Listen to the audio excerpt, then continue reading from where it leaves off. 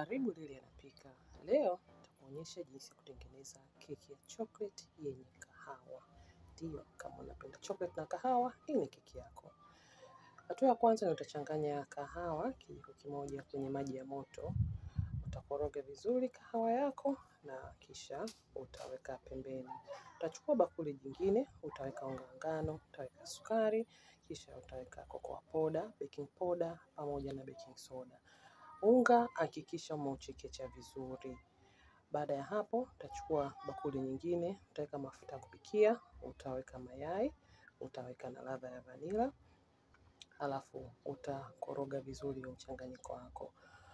Kabla hujaendelea na hatua nyingine, kama hujawasha oven yako, tafadhali nenda kawashe na uweka moto wa 180.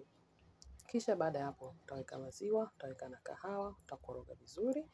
Na baada ya hapo utachanganya ule mchanganyiko wa unga na viungo vingine kwenye mchanganyiko wa mayai na maji ya kahawa pamoja na maziwa. Utakoroga vizuri mpaka mchanganyiko wote, yani unga wote huo umeshachanganyikana.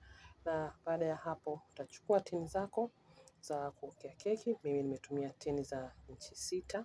Utaweka mchanganyiko, nimeweka mchanganyiko wa gramu 400 katika kila tini.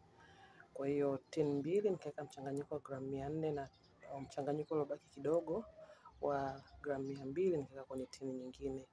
Kwa hiyo utapika hizi keki kwa muda wa dakika 30 mpaka 35 au pale ambapo utachomeka toothpick katikati ya keki na ikatoka kavu. Hii ndio keki yetu ilikuwa tayari baada ya muda wa dakika 30. Ni keki nzuri na ni tamu sana kwa kunywa chai au kikombe cha kahawa jioni. Kama umejifunza kitu, share video hii na mtu mwingine.